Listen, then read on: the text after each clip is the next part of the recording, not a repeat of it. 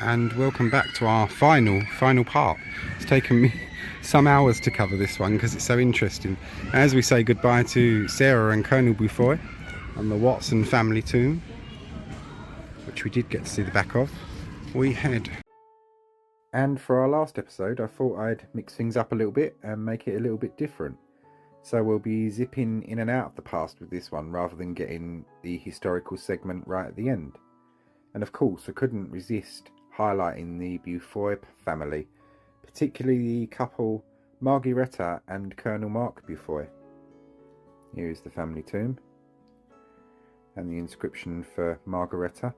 And unusually for a tomb or a grave, you don't usually get old photos of those, but in this case we have.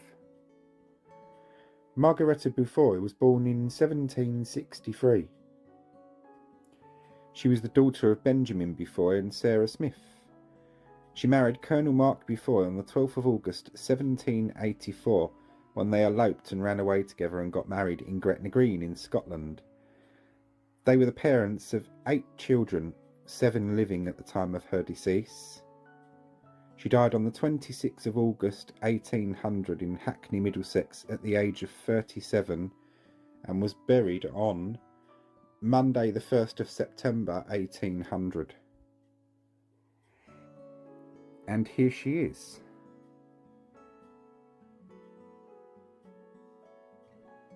I do like to be able to show and put a face to a name, particularly with these churchyard tours, because to a lot of people that walk through a churchyard, these people are just long dead names on a piece of stone, and it's nice to bring their story to life and give you a face to that name. This was an auction piece that was sold a few years ago. Here's the back piece. Margaretta Beaufoy, daughter of Benjamin Beaufoy and wife of Colonel Mark Beaufoy, Fellow of the Royal Society, by Downman, 1789. And this is the auction lot. John Downman. Ascribed to John Downman, Margaretta Beaufoy, half-length pastel drawing.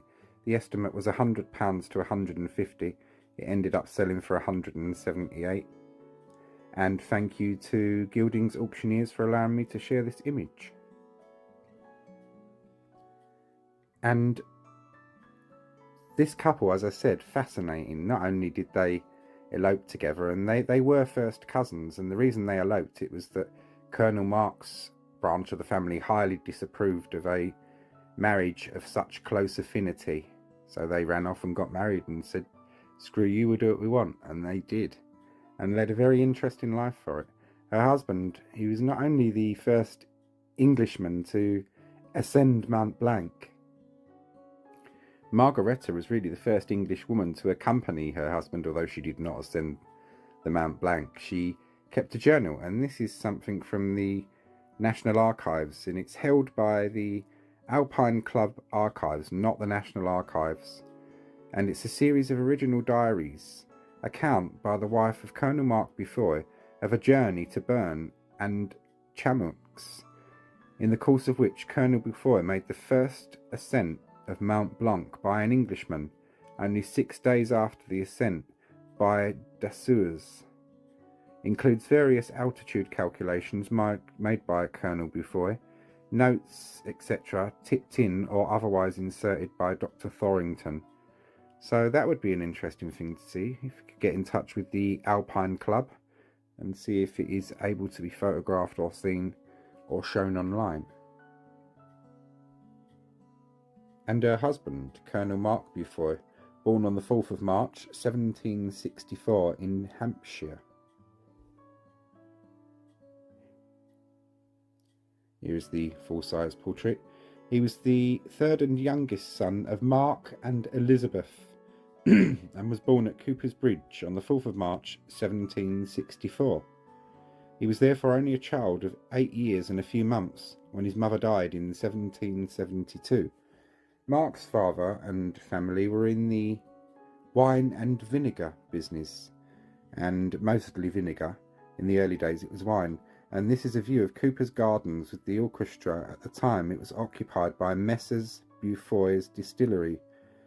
Barrels piled up outside the distillery, the buildings surrounded by trees creating a canopy overhead. 1798, this image. And here we see a much more in-depth image of their distillery. The view of Beaufoy's distillery, formerly Cooper's Gardens, at the site of Waterloo Bridge Road, a large warehouse on the left with barrels piled up outside, 1809.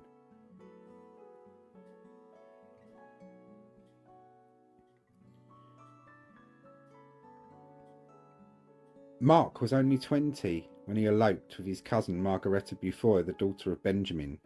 They wedded in Scotland.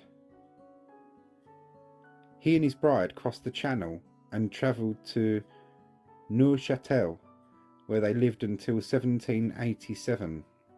Mark, like his eldest brother Henry, was a brilliantly clever man, and besides writing various articles on scientific matters, navigation and astronomy, had the honour of being the first Englishman to ascend Mont Blanc. He had an astronomical observatory at Bushy Heath and corresponded with leading astronomers of his day, both at home and abroad. The famous ascent to the summit of Mont Blanc from the village of Chamonix took place on the 8th of August 1787, and here you see Beaufoy's ascent of Mont Blanc in 1787. Also the Alps he climbed and took various notes and things and that from there as well.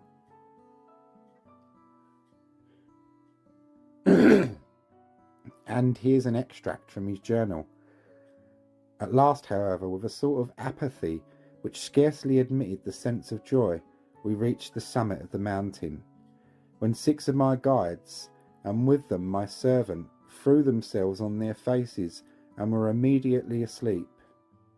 I envied their repose, but my anxiety to obtain a good observation for the latitude subdued my wishes for indulgence. Didn't people speak nicely in those days?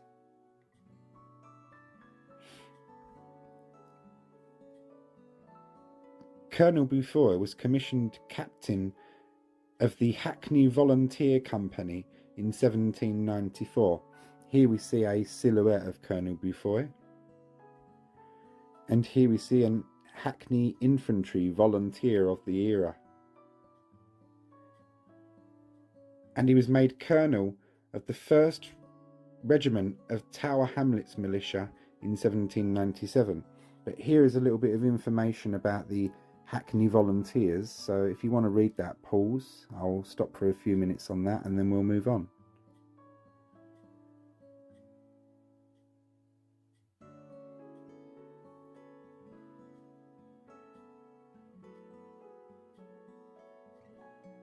Moving on now.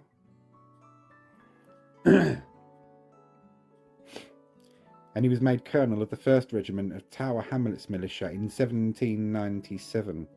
And here you see the Tower Hamlets Militia, a regiment that goes way, way back, even before Colonel Beaufoy. They saw active service in the English Civil War.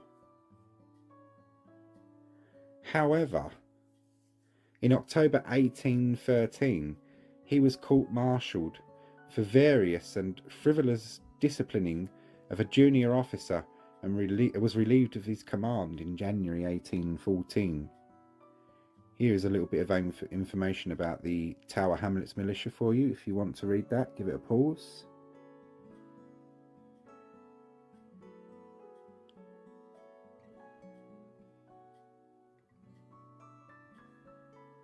Moving on now. Colonel Beaufoy died on the 4th of May 1827, aged 63, in Bushy, Watford Borough of Hertfordshire, and wasn't buried with his wife and her family, but was buried in the churchyard of St John the Evangelist at the bequest of his family, so the rift lasted for them beyond death, unfortunately. His grandson, Mark Hanbury Beaufoy, was an English vinegar manufacturer and politician. The family firm is now called British Vinegar Limited. After his death, a medal was struck for his mathematical proficiency. And that's the Beaufoy family. And off we go back into the present. We head just over here into this area, which is where we're going to be going now. So, these here are dismounting blocks for men and women on horses when they arrived at church, and they could arrive through the porches and go up into the posh entrances. But this is where we're going in through this one now with this fella. And it's a shame that there isn't an information board on this man. It's research I've done myself. I can get rid of my notes now because I'm done with those. I've memorised this one, and the rest are just ad hoc. I've not done any research on those. In memory of Samuel Pett, medical doctor, who was born at Liskeard in Cornwall, September the 24th, 1765, and died at Clapton in this parish, January the 1st, 1823. Now bear him in mind for the end of this video, because the way he died is both macabre and interesting, and you will also see massive thanks to the Royal College of Surgeons, someone from there who's very kindly sent me information on this man and a picture that you'll see of him at the end. And then you've got also Mary Ann, wife of the above Samuel Pett, who died the 13th of February 1837, aged 65. Also Francis, their second son, who died May 1st, 1837, aged 39 years. Also of Samuel, their eldest son, who died the 5th of July 1871, aged 74 years. Also Anne, his wife, daughter of Richard Knight. She died the 22nd of May 1873, aged 67 years. The family vault of Samuel Pett, medical doctor. In memory also of Alfred Pett, medical doctor, the youngest son of Samuel Pett and Mary Ann, his wife, who died on the 3rd of April 1886, aged 82 years. Also of Louisa, his wife, daughter of John Danley.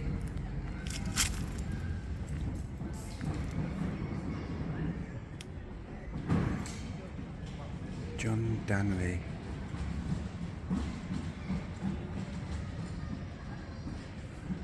Something at the end and I can't make.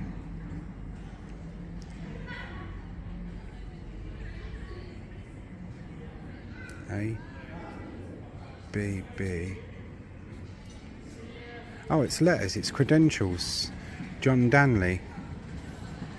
A D D dot D P T, whatever that is.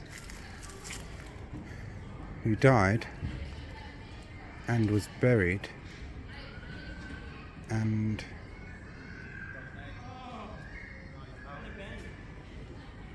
Clermont, France,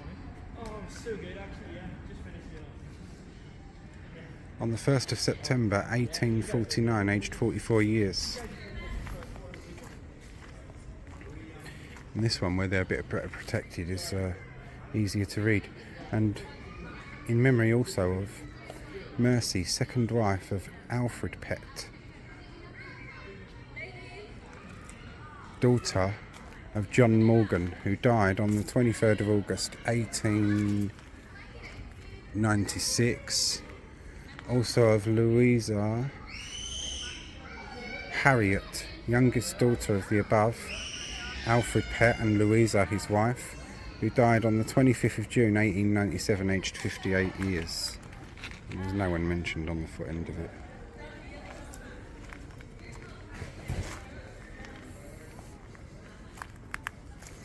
Quite a lot of these are all but worn away. There's a few with legible inscriptions. And Mary, widow of the above. You've got Joseph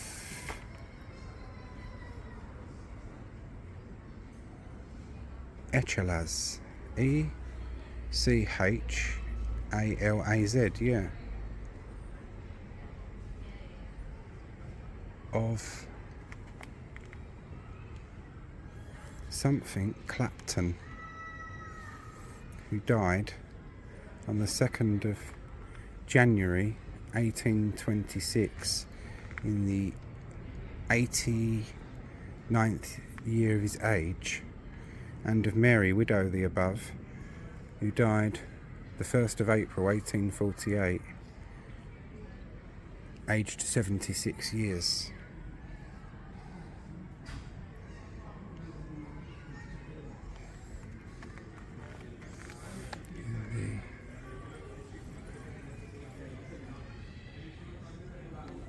Yeah, it's 89th year of his age, I think. No, I beg your pardon, it's in the 59th year of his age he died, in 1826. There's more here. Quite warm though. Also to the memory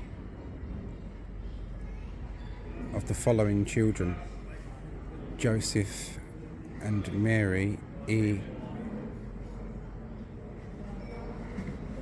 children of Joseph and Mary Echalaz, viz. Charles Henry, who died the 27th of March 1803, aged 8 months. Henry James, who died January 1st, 1806, aged, and I can't make that out because it's gone, it looks like 3 months. Alfred James, who died the 7th of September 1830, aged 12 years, and Charles Alfonso, who died 22nd of September 1838 at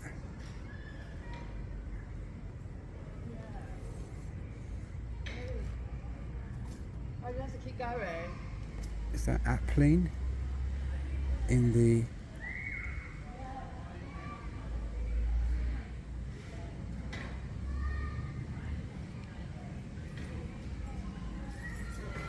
no, I can't make it off. Oh, that's really annoying.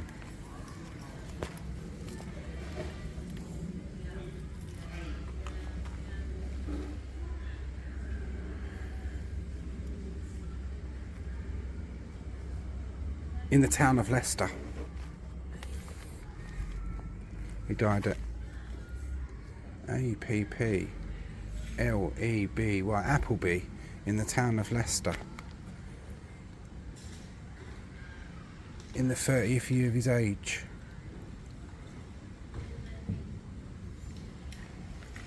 And you've got this one, which is quite cracked, but the inscription's still legible on it. Sacred to the memory of Anne, wife of Mr.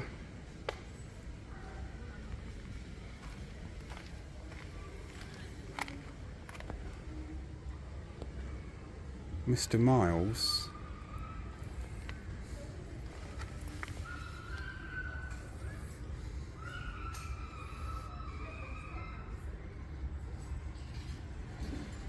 Mr. Miles. Oh, that's really annoying.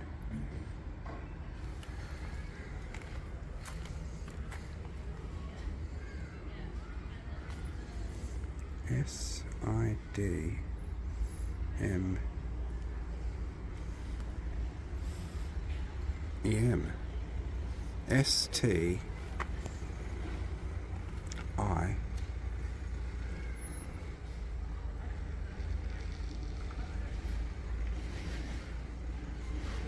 Steelm, STIELM,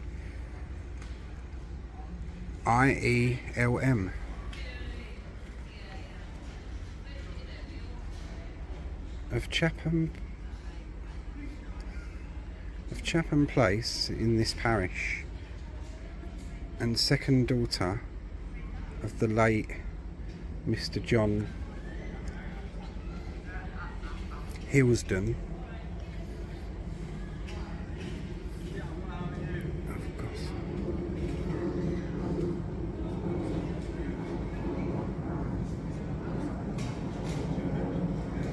Can't make out where he's from.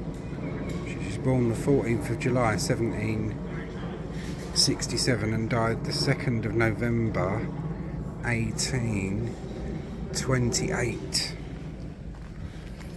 Cool, that was hard work, that one, I must say.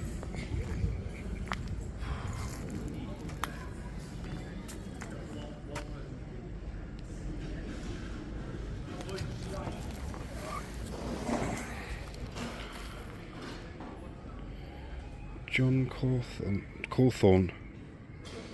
Sacred to the memory of John Cawthorne, who died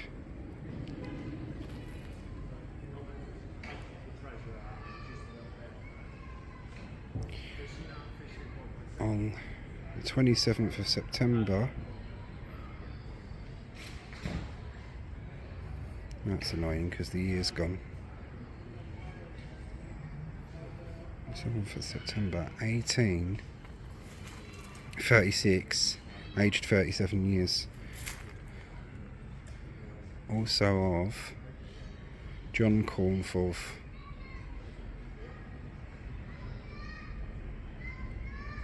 I'm afraid the rest of that one is gone.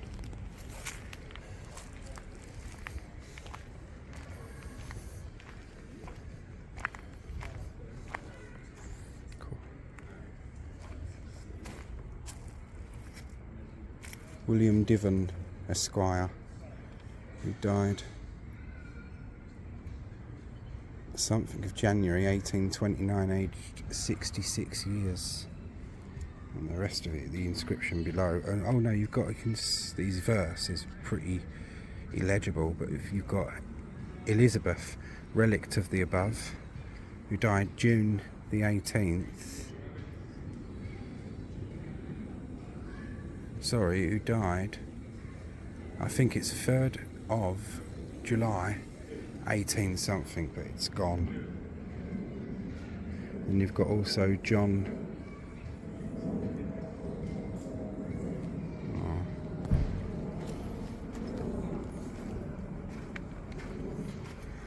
this one here. Oh dear. No. You can see where they start to blister and the detail goes. Also in memory of Sophia Aubert, A-U-B-E-R-T, daughter of the above, who died January the 13th, and it's 18 something, aged 19 years.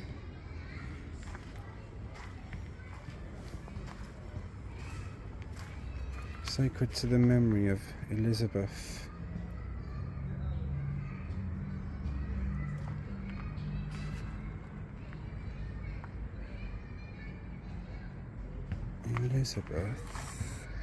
Hobbs Ingle, daughter of Mr. John Ingle of this parish, who departed this life 4th of October 1826, aged 22 years.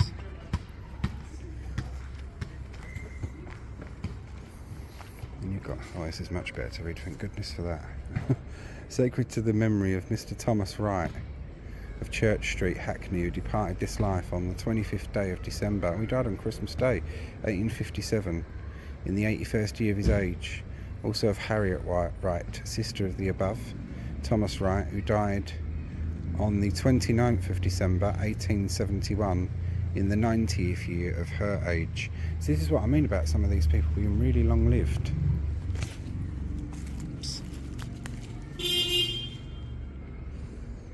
Sarah Smith, spinster, sister to Mrs. Elizabeth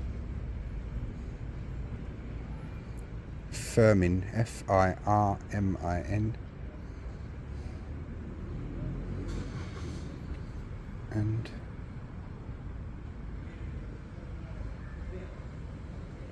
think. And something to the late Mr. Samuel Smith of Dalston. Died 1st of June 1827, aged 12 years.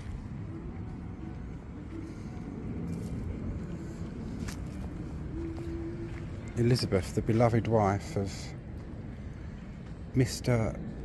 P.V. Firmin, died 17th of August 1827, aged 19 years. And that's in the process of blistering away, so it's good to be able to catch some of them before they do. See, look, the top inscription for that is completely gone, more or less. It is a shame.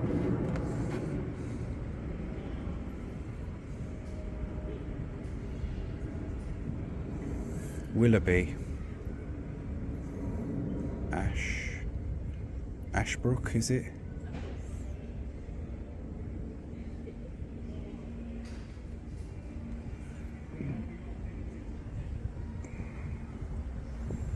Willoughby. Ashbrook. And also of Anne Maria Bradoon, second daughter. Oh, is it his name Bradoon then? Willoughby Bradoon? Possibly, because it's so on away. But his daughter, also of Anna Maria Bradoon, the second daughter, who died 17th of March 1878, aged 78 years.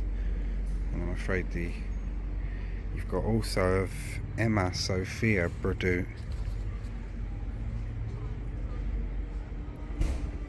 Braddock, B-R-A-D-O-C-K, Braddock, family surname is.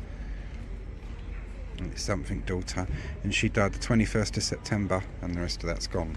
Braddock. Glad to have caught that before it goes, like the rest of it has. This one here.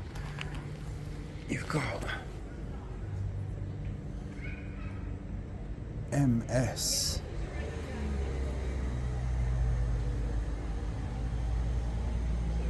Joseph Brown, obit April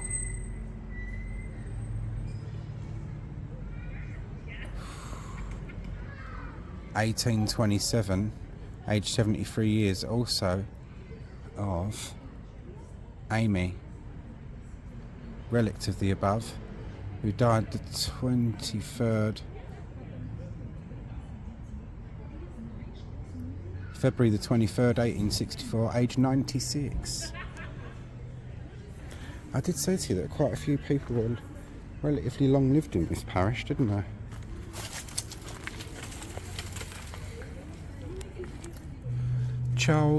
Also of Charles Clement Blakely Brown, born May the 12th, 1846, died July the 14th, 1849.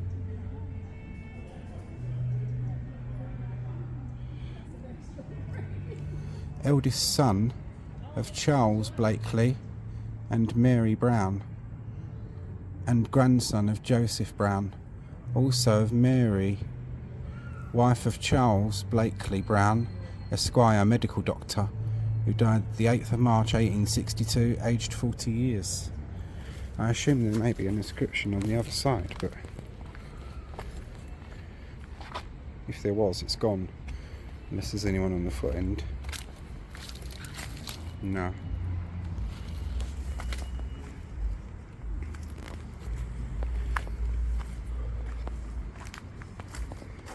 Sacred to the memory of Mary Ann, the only child of George and Anne Greenwood of this parish, who died the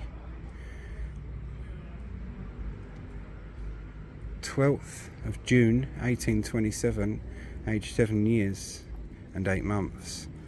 Also of John, only son of John and Anne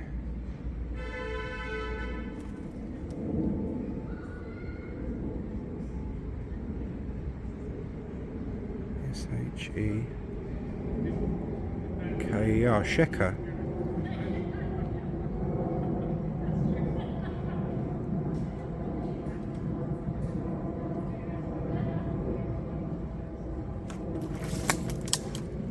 Uncle of the above named Mary Ann Greenwood, who died the 13th of August 1829 in his 28th year.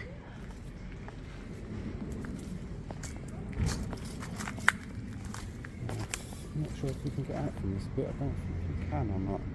So, to the memory of Mrs. Margaret.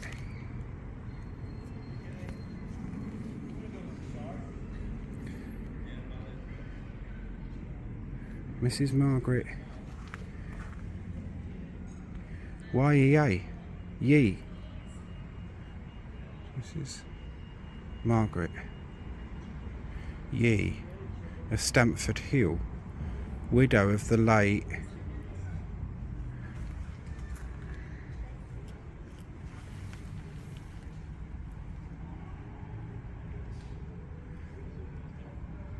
Laggy Ye, Lagey Ye, Esquire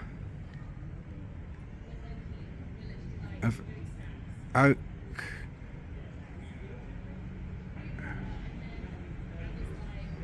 Oakapton House, Somersetshire, died the 22nd of February 1828, aged in the 75th year of her age. I don't think there's anyone mentioned at the foot end. No, there isn't.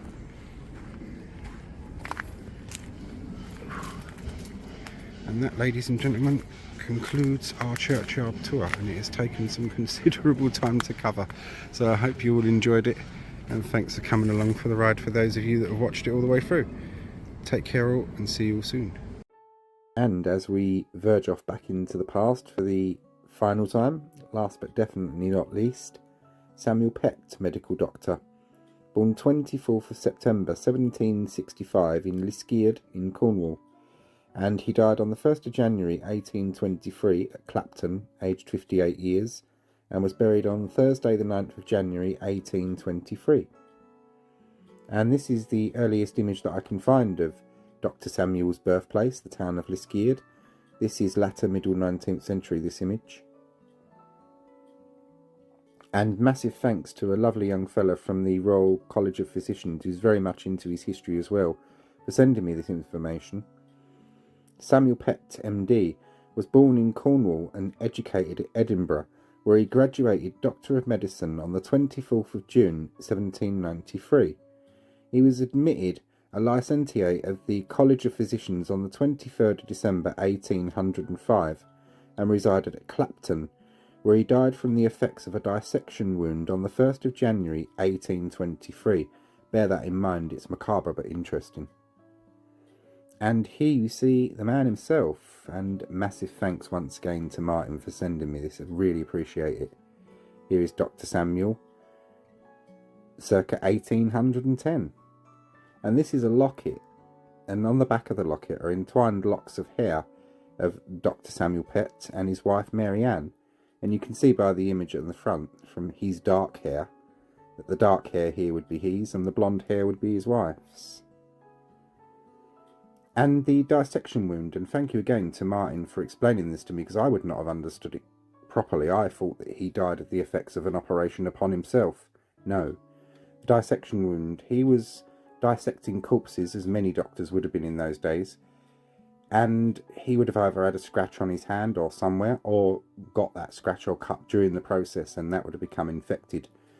Likely by this procedure, which was prescribed for said incident at the time. Thanks again to Martin for this. As a precaution in dissecting, the hand should be smeared with sweet oil, and if a scratch or wound occurs, it should be allowed to bleed freely and sucked by the mouth in order to extract any virus that may be taken up. So that is probably not a very good idea. Here we see an early 19th century anatomy lecture, very much like what Dr. Samuel would have been doing in the process of when he caught this disease or infection, and it seems gory and grim to us, but these doctors had to do these things to get us to the state of medical knowledge that we have today. The oft-used phrase of doctors later of the time speaking of these men is, "We stand upon the shoulders of giants." Another anatomy lecture of the era. And before the Anatomy Act of 1832, which you see here, many of the bodies acquired by these doctors were the results of grave robbings, so probably would have died of infectious diseases, many anyway, and having been buried wouldn't have arrived in a very pleasant state, so it's easy to see if he sucked the wound how he died. And you see his face for the last time, Dr. Samuel Pett, medical doctor. And that, ladies and gentlemen, concludes our tour of Hackney St John's. I hope you've all found it interesting, and thank you for watching.